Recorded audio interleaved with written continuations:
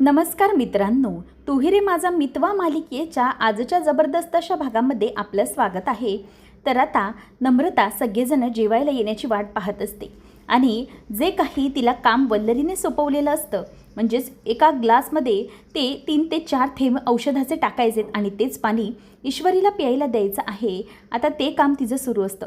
ती बरोबर अगदी कोपऱ्याला ग्लास ओळखायला यावा म्हणूनच कोपऱ्यात तो ग्लास ठेवते आणि तिचं लक्ष असतं. आजूबाजूला बघून म्हणते की कोणी आलं तर नाही आहे ना. नमू चल लवकर काम कर. आता ती तो पाण्याचा जार बाजूला ठेवून देते आणि नंतर मग त्यामध्ये पाण्यामध्ये औषध टाकते. औषध टाकल्यानंतर ती बघते आणि हळूच पुन्हा ते औषध लपवून ठेवते, कारण की हळूहळू कोणीतरी येण्याचा आवाज येऊ लागतो. आकाश, मामा, वल्लरी सगळे जेवायला येतात.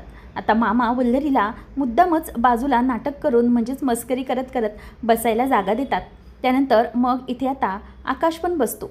आजी पण आलेली असते. सगळेजण आता सुरुवात करत असतात जेवणासाठी.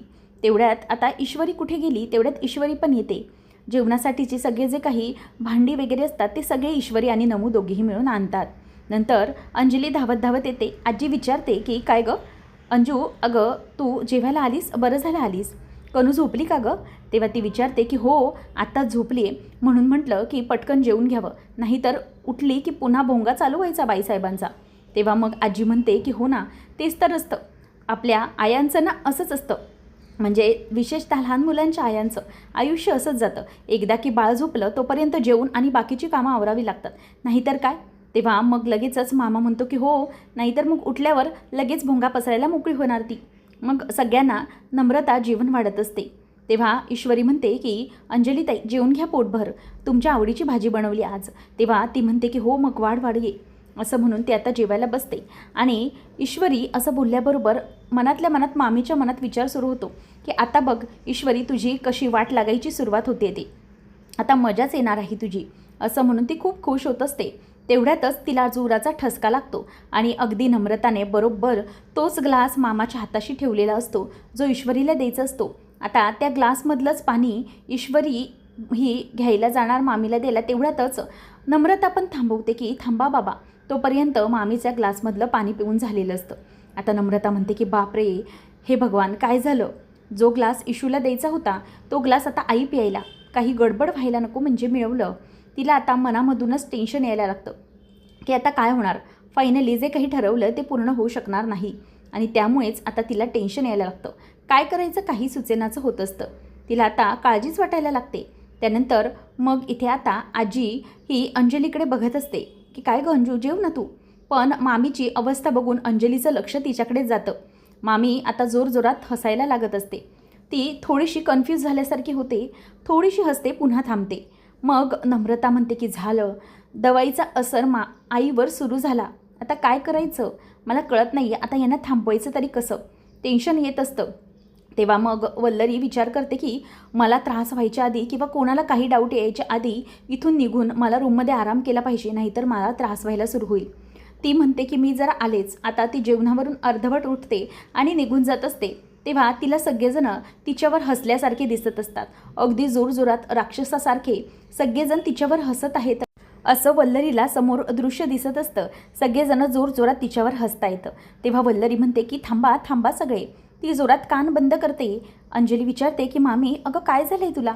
पण ईश्वरी आता तिच्यावर जोरजोरात हसते आणि तिच्यावर सगळेजण मूर्खपणाने चेष्टा करतायत, तू मूर्ख बनलीस असं म्हटल्यावर ती 1 मिनिटं शांत बसते. मामा विचारतो की वल्लरी अगं काय होतं आहे तुला, तू ठीक तर आहे ना.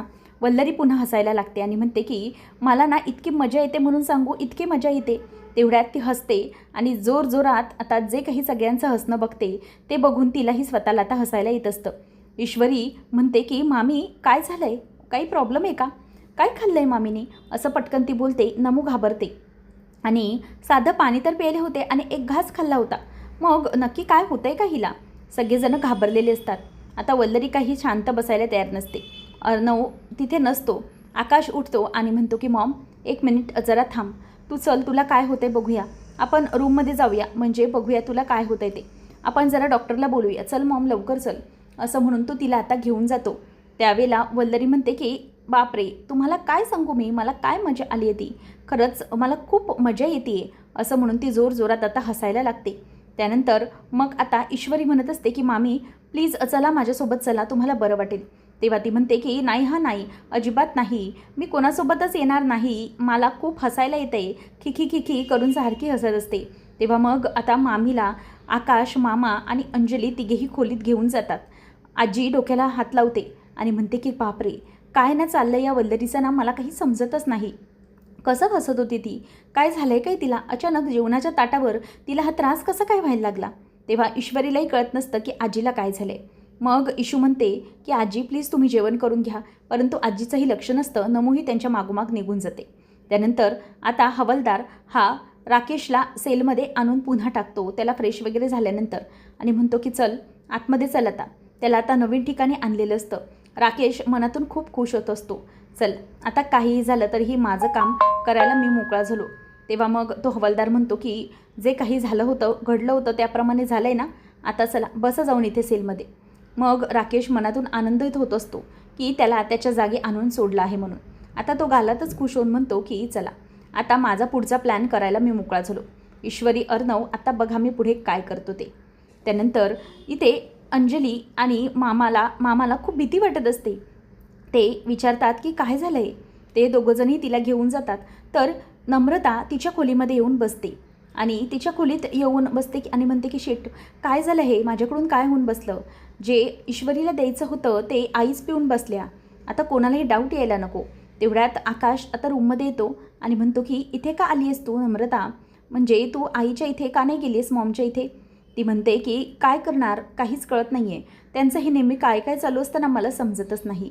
तेव्हा मग तो विचारतो की पण मला एक डाऊट येतो आहे, मॉम व्यवस्थित तर होती, म्हणजे ती जेवायला वगैरे आमच्यासोबत नीट बसली होती, इनफॅक्ट आमच्यासोबतच खोलीतून ती रूममध्ये आली होती, म्हणजे एक जेवणासाठी आली होती, मग नक्की हे काय झालं, तिने काय खाल्लं मला सांग नम्रता. तू मॉमला जे पाणी दिलं ते फिल्टरचं दिलंस की कुठलं दिलं होतंस पाणी, नॉर्मल पाणी होतं ना. तेव्हा नम्रता म्हणते की हो नॉर्मलच पाणी होतं, जे सगळ्यांना दिलं होतं तेच त्यांनाही दिलं होतं. मग तेव्हा मग लगेचच तो म्हणतो की पण बरोबर मॉमचाच त्रास कसा काय व्हायला लागला. तेव्हा मग लगेचच नम्रता बोलते की हे बघा आकाश, म्हणजे तुम्ही मला पॉईंट आऊट करताय, मला ब्लेम करताय असं आहे ना. तेव्हा आकाश म्हणतो की काय बोलते तू. तेव्हा नम्रता म्हणते की हो आकाश, तुमचं लक्ष दुसरीकडे जातं, तुम्हाला कॉम्पिटिशनचा विचार करायचा आहे की नाही. तेव्हा मग लगेच म्हणतो की हे बघ नम्रता, काय चाललं आहे ना तुझं, मला खरंच कळत नाही आहे. अगं आता सध्या चाललं आहे काय, आणि तुझं काय आपल्यासारखं कॉम्पिटिशन लावलेलं आहेस. अगं प्रत्येक वेळेमध्ये ते कॉम्पिटिशनच बघायचं असतं का तुला, काहीही असलं तरीही तुला त्याच गोष्टी का सुचतात, आणि प्रत्येक वेळेला तुला दुसऱ्याला सरवणं का मनामध्ये असतं, का सारखे असे चुकीचे विचार तुझ्या मनात येत असतात.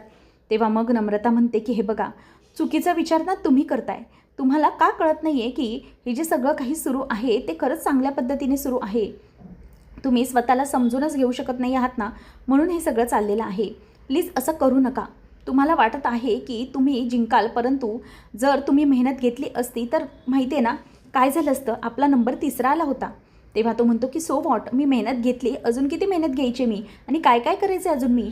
तेव्हा मग ती म्हणते की हे बघा अर्णवला बघा, ते जिजू किती मेहनत घेत आहेत, इशू आणि अर्णव दोघंही इनफॅक्ट किती मेहनत घेत आहेत या पुढच्या स्पर्धेसाठी, पण तुम्ही काहीही करत नाही आहोत, आपण फक्त दुसऱ्यांचं सगळं सांभाळण्यामध्ये लागलेलो आहोत.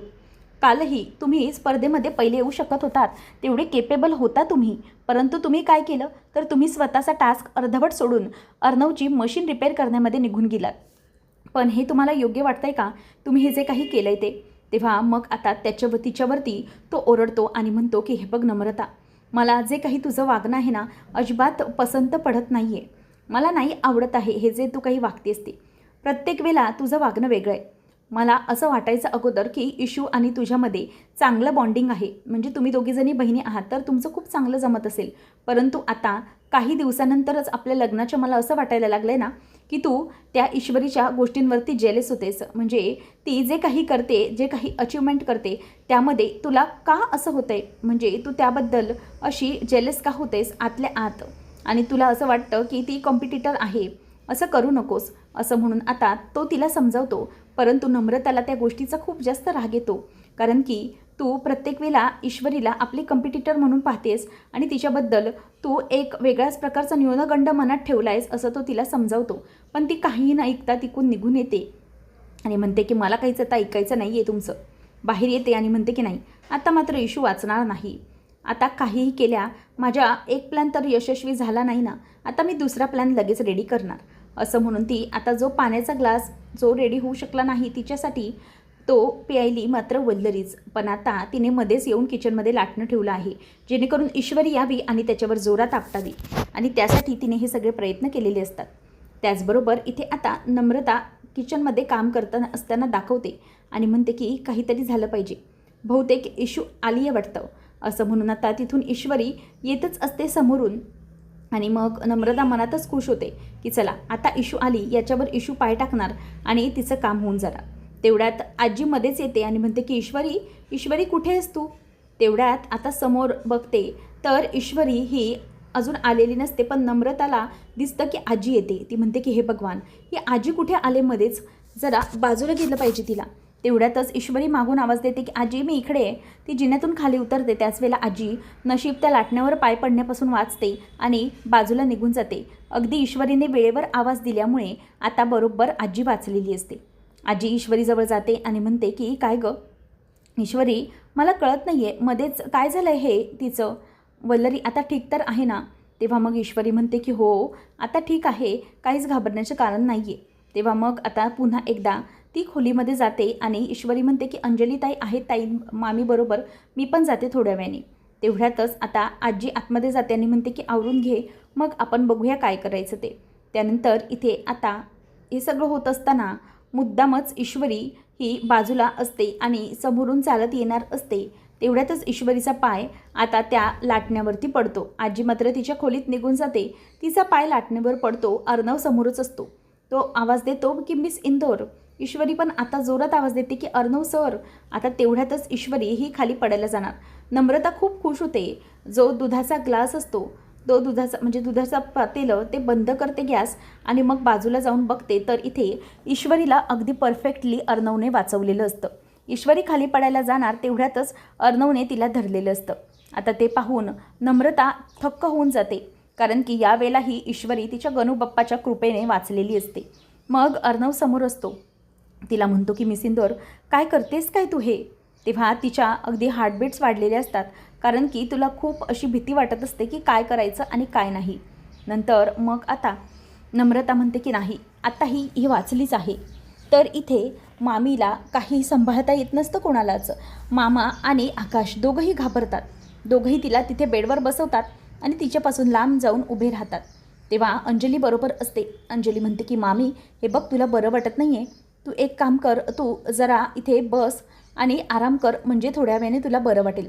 पण हे काही ऐकायला ती तयारच नसते.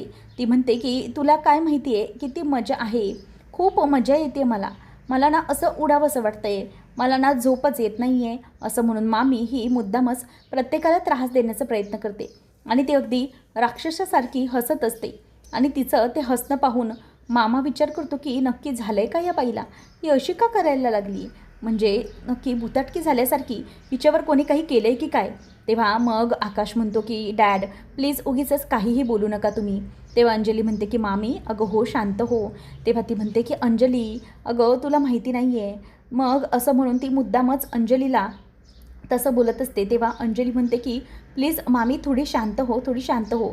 पण आता मामी काही ऐकायला तयार नाही. मामी म्हणते की नाही मी हे सगळं आता थांबवणार नाही आहे, मला ना खूप मजा येते, तुम्ही पण माझ्यासोबत हसा ना सगळे, आपण मजा करूया, डान्स करूया, असं ती बोलते. आणि मग अंजली म्हणते की हो आपण करूया मजा, करूया डान्स, तू अगोदर शांत हो पाहू, मग आपण बघूया. असं म्हणून तिला ती शांत करते. तर मामा म्हणत असतो की मला कळत नाही आहे आकाश, अचानक तुझ्या आईला हे असं सगळं कसं झालं, म्हणजे आत्तापर्यंत जी बाई अगदी शांतपणे दुसऱ्यांची वाट लावत असते आज तिचीच वाट लावल्यासारखं वाटतंय मला, हे नक्की काय झालं आहे मला कळत नाही आहे. तेव्हा मग आता तो म्हणतो की मलाही समजत नाही आहे. तेव्हा मग तो म्हणतो की नम्रताला विचारलं तर ती म्हणाली की नॉर्मलच पाणी दिलं होतं, मग नक्की हे सगळं काय आणि कसं झालं. तेव्हा मग मामा म्हणतो की हे ना कदाचित सगळं स्पर्धेमुळे झालं असणार, ही स्पर्धा आहे ना ही तिच्या डोक्यात गेली आणि त्यामुळे हे सगळं झालं आहे, बहुतेक तरी हेच घडलं आहे, असं आता मामा बोलत असतो. त्यानंतर मग आता अंजली म्हणते की मामी तू प्लीज शांत हो, तू इथे पड पाहू थोडा वेळ, म्हणजे तुला जरा बरं वाटेल. पण मामी हसतच असते. आकाश म्हणतो की डॅड तुम्ही प्लीज जरा शांत व्हा. तेव्हा मग तो म्हणतो की अरे मगाशी तर ठीक होती, मला तर वाटतंय ना की आपण हिला काहीतरी वेगळंच झालं आहे, हिला कुठेतरी दाखवलं पाहिजे. मामाला आकाश म्हणतो की प्लीज जरा शांत हो. मामा म्हणतो की नाही, पण ना मला असं वाटतंय की हिच्यावर कोणीतरी काहीतरी जादू केल्यासारखीच झाली. जाऊ दे, बापरे नको आता हिच्याजवळ थांबायला. चल आता. ती इतकी जोरजोरात हसते की आकाश आणि मामा दोघंजणही तिथून पळ काढतात. आकाशला मामा म्हणतो की अरे चल बाबा चल, उद्या येऊन आपल्या अंगात ही बुटातकी शिरायची, चल लवकर. असं म्हणून ते आता दोघं निघून जातात. अंजली मात्र तिच्यासोबतच असते. ती म्हणते की मामी इथे तू शांत झोप, म्हणजे तुला बरं वाटेल. असं म्हणून ती आता तिला बदलायला सांगते. आणि त्याच वेळेला मग त्यांच्या डोक्यामध्ये वेगळे विचार सुरू येतात. आणि मग अंजली म्हणते की हे बघ मामी, तू इथे झोप गपचूप, बघू म्हणजे तुला बरं वाटेल, झोप इथे. तेव्हा मग अंजली कशी बशी तिला खाली बेडवर झोपवते. आणि मग मामी म्हणते की झालं माझं काम, मी आता झोपते. आणि हो, मी मस्करी करत होते, मला खूप झोप येते, मला झोप येते, मला नाही येते झोप, असं 2-2 वेळा ती बोलत असते. आणि इथे अंजली जरा टेन्शनमध्ये आलेली असते की मामीचं आता करायचं तरी काय. तर दुसरीकडे आता अर्णव मिसिंदोर, हे काय चाललं आहे तुझं? अगं जरा डोळे उघडे ठेवून तरी चालत जा ना, अशी पडणार होतीस ना आता तू तोंडावर. ईश्वरी म्हणते की नाही नाही, काही पडणार नव्हती मी, म्हणजे मी बरोबर होते आणि माझं लक्ष होतं चालताना, खाली काहीतरी होतं म्हणून. तेव्हा अर्णव म्हणतो की मिसिंदोर, तुझं अजिबात लक्ष नसतं. बघ आता तू चालत होतीस, तुझ्या काहीतरी मध्ये नव्हतं, तुझंच लक्ष नसतं. ईश्वरी म्हणते की आओ काही बोलू नका उगाच, बघा खाली होतं काहीतरी इथे, त्याच्यावर माझा पाय घसरला आणि माझा तोल गेला. तेव्हा ती खाली बघते तर तिथे काहीच नसतं. नम्रताने ते लाटणं उचलून ठेवून दिलेलं असतं, संशय यायला नको म्हणून. तेव्हा मग ईश्वरी म्हणते की हे इथे होतं काहीतरी, आता अचानक कसं गायब झालं? अर्णव म्हणतो की मिसिंदोर, तूच वेंधळी आहे, मी बोललो ना तुला. तेव्हा नम्रता येते आणि म्हणते की अगं इशू, काय करतेस तू? अगं स्वतःच्या जीवाला जप जरा. अगं कॉम्पिटिशन येत आहे आता जवळ, आणि तुझं काय चालू आहे? तेव्हा अर्णव म्हणतो की हो, मी पण हेच समजावत असतो की जरा वेंधळेपणा कमी पण काय मॅडमचं तेच सुरू असतं. तेव्हा मग नमू म्हणते की हो ना इशू, आता स्वतःला जपायला पाहिजे बरं का. काय झालं आणि मध्येच तुला? तेव्हा तो म्हणतो की काय, बाईसाहेबांचा मध्येच तोल गेला आणि त्या पडणार होत्या, नशीब मी वाचवलं, नाहीतर तोंड जागेवर राहिलं नसतं कॉम्पिटिशनसाठी. तेव्हा ईश्वरी म्हणते की ओ, तुम्ही ना उगीचंच आपलं बोलताय, असं काही नाही समजलं, आणि मला काही होणार नाही, मी ठीक आहे. तेव्हा अर्णव म्हणतो की काही सांगून होत नसतं कधी.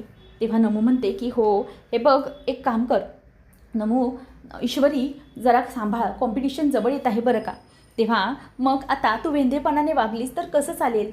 तेव्हा नम्रताला लगेच ती म्हणते की ताई तू नको चिंता करू, होईल सगळं व्यवस्थित, आपला गणूबाप्पा आहे ना, तो करेल माझ्या बाबतीत सगळं व्यवस्थित, मला फिकर नॉट. असं म्हणून ती तिथून अर्णवला घेऊन जाते आणि म्हणते की जरा माझ्यासोबत चला तुम्ही, एक गोष्ट बोलायची.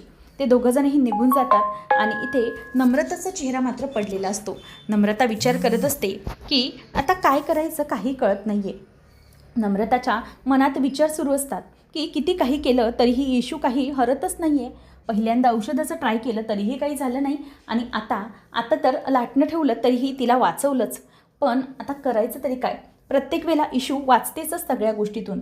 मला आता काहीतरी पुन्हा नवीन प्लॅन केला पाहिजे असं तिच्या डोक्यात सुरू असतं. त्यानंतर ईश्वरी आता रूमवर जाते आणि म्हणते की काय करू मी, मला ना कळत नाही आहे. आता तिचं डोकं अगदी गरगरत असतं. कॉम्पिटिशन जवळ आली आहे, डान्स करायचा कोणता प्रकार करू मी, काय करू, म्हणजे नक्की कुठला प्रकार करायचा मी ना कोळी डान्स करते, नको कोळी नको, त्यापेक्षा भरतनाट्यम करू का, नको, भरतनाट्यम पण खूप वर्षापूर्वी केलं होतं आणि खूप कठीण येते, आता काय करू असं म्हणून ती तिथेच बेडवरती बसते आणि बेडवर डोक्यालाच हात लावून अशी बसलेली असते. काय करायचं हे तिच्या लक्षातच येत नसतं. त्यावेळेला मग आता तिथे अर्णव येतो आणि तिला म्हणतो की मिसिंदोर, अगं कसला विचार करतेस तू? तेव्हा ईश्वरी डोक्याला हात लावून असते आणि म्हणते की अर्णव सर. तेव्हा मग तो म्हणतो की तुझं डोकं वगैरे दुखतं आहे का? ती म्हणते की हो, माझं डोकं जड झालं आहे. अर्णव सर, कॉम्पिटिशनमध्ये काय करायचं ना तेच माझ्या लक्षात येत नाही आहे, मला खूप टेन्शन आलं आहे, काय करू मी? तेव्हा तो म्हणतो की मिसिंदोर, असं टेन्शन आलं आहे तुला, मग एक काम कर ना, तू डान्स करतेस, मग कुठला प्रकार, असा तिच्या डोक्यात विचार येत असतो. तेव्हा तो म्हणतो की बॅले डान्स कर. तेव्हा ईश्वरी म्हणते की भाले डान्स? हो अर्णव सर, इंटरनॅशनल लेवलची कॉम्पिटिशन आहे. तेव्हा अर्णव म्हणतो की नॉट बॅले डान्स. तेव्हा मग ती म्हणते की नाही, हे मला काही माहीत नाही आहे, दुसरं काहीतरी. तेव्हा तो म्हणतो की एक काम कर, इंटरनॅशनल लेवलची कॉम्पिटिशन आहे ना, सो तू जॅज कर, म्हणजे कसं आहे जॅज डान्स एकदम भारी वाटेल, त्या लेवलला फिट होणार एकदम. ईश्वरी म्हणते की सर हे कोणते डान्स प्रकार आहेत ना मला काहीच माहीत नाही आहे. मला ना एकदम नॉर्मल आपला इंडियन संस्कृतीशी जोडला गेलेला डान्स हवा आहे. म्हणजे कसं आपले संस्कृती पण समोरच्यांना समजली पाहिजे की नको, म्हणूनच असा डान्स असूया. तेव्हा मग अर्णव म्हणतो की बरं आता मग एक काम करूया, आपण काहीतरी शोधूया. ईश्वरीला तो म्हणतो की तू एक काम कर, मी गाणं लावतो, मग त्या गाण्यावरती तुला काय सुचतं आहे ना ते तू स्टार्ट कर. सो आपण अकॉर्डिंगली तसं डिसाईड करूया. ईश्वरी म्हणते की हो गुड आयडिया, आता तुम्ही गाणं हां हे गाणं लाव, हे भारी आहे गाणं. असं म्हणून आता ईश्वरी त्याला प्ले करायला सांगते आणि मग अर्णव म्हणतो की ठीक आहे मी आता प्ले करतो, तू बस, म्हणजेच मी बसतो तू डान्स कर. ईश्वरी म्हणते की ओके ठीक आहे, आता तुम्ही एक काम करा, हे गाणं लावलं आहे ना, आता जाऊन तुम्ही बसा, म्हणजे मग मी बघते काय करायचं ते. अशा प्रकारे आता इथे अर्णव हा ईश्वरीकडे बघत असतो आणि ती म्हणते की आता तुम्ही इथेच बसा हां, आणि मी डान्स चालू करते, तुम्ही आता व्यवस्थित गाणं लावा. ती स्वतःचा पदर वगैरे खोचून डान्स करण्यासाठी प्रॉपर रेडी होते आणि मग अर्णव ते गाणं प्ले करतो. तो म्हणतो की मी सिंदूर मी प्ले करत आहे आता. तेव्हा ती म्हणते की हो चालेल. आता तिथे त्याची म्युझिक सिस्टम म्हणजे स्पीकर असतो तो देखील त्याने लावलेला असतो. आता अर्णव गाणं चालू करतो, त्याच वेळेला ईश्वरी तिला जसा डान्स जमत असतो भरतनाट्यम वगैरे तसा प्रकार ती आता ट्राय करत असते. आणि अर्णव म्हणतो की ठीक आहे बघूया कसं करतेस तू, सुरुवात कर. आता ईश्वरी त्याप्रमाणेच ते करायला सुरुवात करत असते आणि अर्णव मात्र गालातल्या गालात हसत असतो, कारण की ईश्वरी जे करत आहे त्या प्रकाराला तिचं ते काही सूट होत नसतं. त्यामुळे मग आता तो विचार करतो की मी सिंदूर आता तू काय करतेस हे विचार कर जरा. तेव्हा ईश्वरी म्हणते की बघा सुरुवात करते मी. तेव्हा ती पुन्हा एकदा डान्स करते आणि नंतर पुन्हा थांबते. मग अर्णव त्याला म्हणते की सर पुन्हा गाणं लावा, आणि अर्णव पण पुन्हा पटकन गाणं लावतो. पण तिला काही त्या ज्या डान्समध्ये काही जमतच नसतं, 1-2 स्टेपच तिला फक्त येत असतात. ती म्हणते की अर्णव सर तुम्ही का उठले. तो म्हणतो की मी सिंदूर तू फुल कन्फ्युज्ड आहेस, काय करणार आहेस. ईश्वरी म्हणते की सर तुम्ही बसा तरी, लावा डान्स, बघूया काय करता येते ते. पण ईश्वरी आता वैतागतेने म्हणते की नाही सर बऱ्याच वर्षापूर्वी डान्स केला आहे ना, त्याच्यामुळे मला जमतच नाही आहे स्टेप, मी काय करणार आहे ना मला कळतच नाही, कॉम्पिटिशन जवळ आली आहे, कसं करणार आहे डोकंच चालत नाही आहे. तेव्हा तो म्हणतो की एक काम करूया थांब, आपल्याला एखादा कोरिओग्राफर बघायला पाहिजे. ईश्वरी म्हणते की मग हे डोकं अगोदर का नाही चाललं तुमचं, बघा लवकर. आता अर्णव लगेच फोन लावतो शिर्केंना आणि म्हणतो की शिर्के एक काम करा, आपल्याला एक चांगली कोरिओग्राफर हवी आहे, त्यामुळे ईश्वरी मॅडमला डान्स शिकवण्यासाठी एक चांगली कोरिओग्राफर बघा. असं म्हणून आता अर्णवने फायनली ईश्वरीसाठी दुसरं काही नाही करता येत तर निदान कोरिओग्राफर तरी बघितलेला असतो. तर आता पुढच्या भागामध्ये आपल्याला पाहायला मिळणार आहे शिर्के हे कोरिओग्राफरला अर्णवच्या रूममध्ये घेऊन आलेले असतात आणि मग ती कोरिओग्राफर विचारते की मला सांगा तुम्ही डान्स केला आहे का. तेव्हा ती म्हणते की हो, म्हणजे मी फार पूर्वी लहानपणी वगैरे डान्स केला आहे, पण आता माझी प्रॅक्टिस नाही आहे त्यामुळे मला आता जमत नाही आहे. तेव्हा मग लगेच ती कोरिओग्राफर म्हणते की ओके चिंता करू नका मॅम, तुम्हाला ज्या प्रकारे येते तसं आपण सगळं बघूया आणि मी तुमच्याकडून अगदी व्यवस्थितपणे प्रॅक्टिस करून घेईन, काळजी करू नका. असं आता ईश्वरी ऐकून खुश होते. त्यानंतर मग आता हवालदार तिथे आलेला असतो आणि तो तिथे हवालदार म्हणतो की हे बघ सगळं व्यवस्थित असू दे, इकडे ना मोठा फतवा निघालेला आहे की सगळे जे इकडचे जेलमधले सेल्स आहेत ते सगळे सेल आता सगळ्या सेल्सची कसून तपासणी होणार आहे, त्यामुळे व्यवस्थित राहा, कुठल्याही प्रकारची अडचण निर्माण होईल असं करू नको. तेव्हा मग आता सेल्समध्ये तपासणी होणार आहे आणि वरून ऑर्डर्स आहेत हे ऐकल्यावर लगेच राकेश विचार करतो की आता मी काय करू, हे माझ्या इथे तर सेलमध्ये माझा बॉम्ब आहे, तो जर त्यांना सापडला तर काय होईल, पुन्हा माझी वाट लागेल. आता काय करायचं हा प्रश्न मात्र राकेशला पडलेला असतो. त्यामुळे तो लांबूनच आता बघत असतो की काय करता येईल. तेवढ्यात हवालदाराला तो आवाज देतो की कुठे आहेत ते सगळे, म्हणजे सुरुवात करणार आहेत की काय करणार आहेत. तेव्हा तो म्हणतो की हो तिथे आलेले आहेत ते सगळे. आता मात्र राकेश घाबरतो की नाही काहीतरी करून मला पळ काढला पाहिजे, नाहीतर हे कुठेतरी गायब केलं पाहिजे, नाहीतर माझी वाट लागेल. तर इथे आता ईश्वरीला ज्या प्रकारे ती कोरिओग्राफर शिकवत असते त्याच प्रकारे ती आता डान्स करत असते. कोरिओग्राफर म्हणते की मॅम हे बघा मी तुम्हाला सांगते ना तसं व्यवस्थित अगदी करा, पण इथे आता तिचा ज्या प्रकारे डान्स सुरू असतो म्हणजे ती शिकवत असते त्या प्रकारे ईश्वरी अगदी व्यवस्थितपणे छान डान्स करत असते.